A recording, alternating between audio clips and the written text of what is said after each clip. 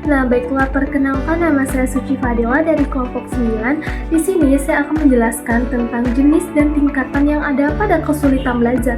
Nah, mungkin sebelumnya rekan-rekan sudah tahu apa itu pengertian dari kesulitan belajar yang sudah dijelaskan oleh rekan saya, yakni Septi Aprilia. Nah, pada kesempatan kali ini saya akan menjelaskan tentang jenis-jenis kesulitan belajar dan tingkatan-tingkatan dari kesulitan belajar. Nah, baiklah, yang pertama kita akan membahas tentang jenis kesulitan belajar. Nah, yang pertama itu ada tentang kesulitan belajar yang berhubungan dengan perkembangan. Nah, maksudnya di sini adalah mencakup berbagai aspek kemampuan dasar yang diperlukan untuk belajar seperti motorik, persepsi, kognitif, dan juga bahasa. Nah, yang pertama itu kita masuk kepada perkembangan motorik, yakni kesulitan yang berkaitan dengan kontrol tubuh atau gerakan. Nah, di mana anak yang mengalami gangguan perkembangan motorik mungkin memiliki masalah dalam koordinasi tangan dan mata, keseimbangan atau keterampilan motorik halus seperti menulis. Nah, kondisi ini bisa mempengaruhi kemampuan mereka dalam sehari-hari di sekolah seperti memegang pensil atau tugas-tugas fisik sederhana. Nah, baiklah, yang kedua yakni tentang perkembangan persepsional. Nah, kesulitan persepsional ini adalah kemampuan untuk memahami dan menginterpretasi informasi yang diterima melalui indera seperti visual dan auditori. Nah, anak-anak dengan masalah persepsi visual mungkin kesulitan mengenali huruf dan angka. Sedangkan mereka yang mengalami masalah persepsi auditori mungkin lebih kesulitan dalam memahami instruksi verbal. Nah, yang ketiga yakni kesulitan belajar kognitif. Nah, ini berhubungan dengan masalah pemrosesan informasi. Nah, berpikir logis dan juga pemecahan masalah. Nah, anak-anak dengan kesulitan kognitif mungkin kesulitan mengikuti pola berpikir yang terstruktur atau memahami konsep abstrak, sehingga berdampak pada kemampuan mereka untuk memecahkan masalah atau memahami konsep akademik. Nah, yang keempat yakni kesulitan belajar bahasa. Nah, gangguan ini melibatkan kesulitan dalam memahami, memproses, dan juga mengungkapkan bahasa baik secara lisan maupun tertulis. Nah, anak dengan kesulitan bahasa mungkin mengalami keterlambatan bicara atau kesulitan memahami instruksi atau juga sulit dalam memahami kalimat yang koheren. Nah, baiklah, kita masuk ke dalam jenis kesulitan belajar yang kedua, yakni kesulitan belajar yang bersifat akademis. Nah, kesulitan belajar bersifat akademis ini secara langsung memengaruhi kemampuan anak dalam memahami mata pelajaran tertentu seperti membaca, menulis, dan juga matematika. Nah, yang pertama kita masuk ke dalam kesulitan belajar membaca. Nah, maksudnya di sini di mana anak-anak itu mengalami masalah dalam mengenali huruf, membaca dengan lancar, atau memahami apa yang mereka baca.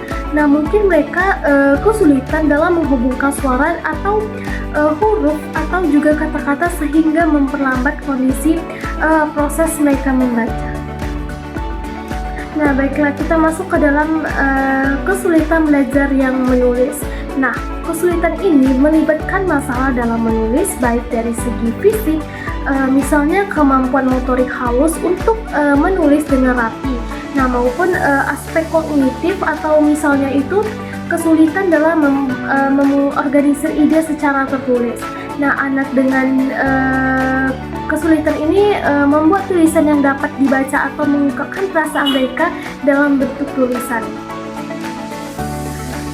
Nah, yang terakhir itu yakni kesulitan belajar matematika.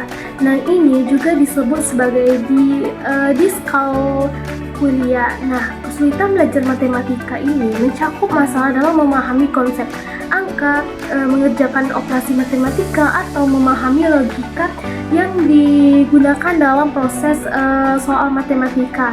Nah, anak dengan kesulitan belajar ini mungkin sulit menghitung atau mengenali pola numerik atau memahami urutan angka. Nah, baiklah, yang selanjutnya kita masuk ke materi kedua, yakni tentang jenis dari kesulitan belajar. Yang pertama itu ada learning disability.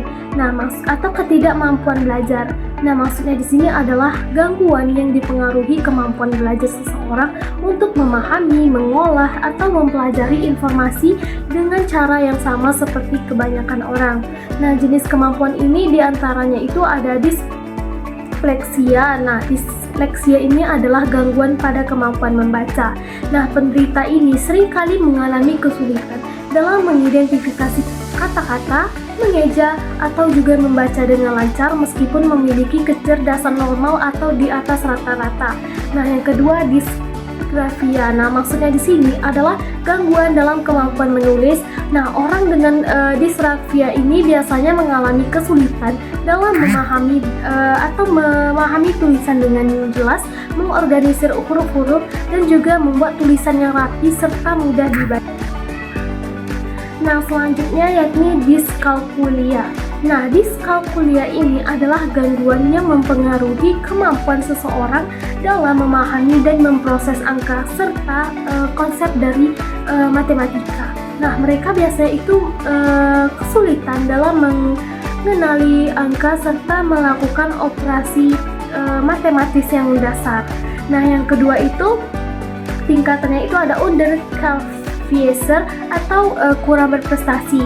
Nah, ini maksudnya adalah istilah yang digunakan untuk menggambarkan seseorang yang prestasinya itu di bawah potensi atau kapasitas mereka. Nah, meskipun memiliki kemampuan atau kecerdasan yang memadai, mereka itu juga gagal mencapai hasil akademis atau prestasi yang sebanding dengan potensinya. Nah, penyebabnya itu beragam, mulai dari kurangnya motivasi, gangguan emosional, hingga lingkungan yang tidak mendukung. Nah, tingkatan yang ketiga yakni adalah slow learning. Nah, maksudnya di sini ada pembelajaran yang lambat. Nah, pembelajaran yang lambat maksudnya itu adalah individu yang membutuhkan waktu yang lebih lama daripada rata-rata untuk memahami atau menguasai konsep-konsep baru. Nah, meskipun mereka tidak memiliki kemampuan belajar yang khusus, kemampuan kognitif mereka itu berada sedikit di bawah rata-rata, sehingga mereka itu sering memerlukan metode pengajaran yang lebih individu dan juga waktu tambahan untuk belajar. Nah, namun dengan kemampuan dukungan yang tepat, mereka bisa mencapai kemampuan yang signifikan.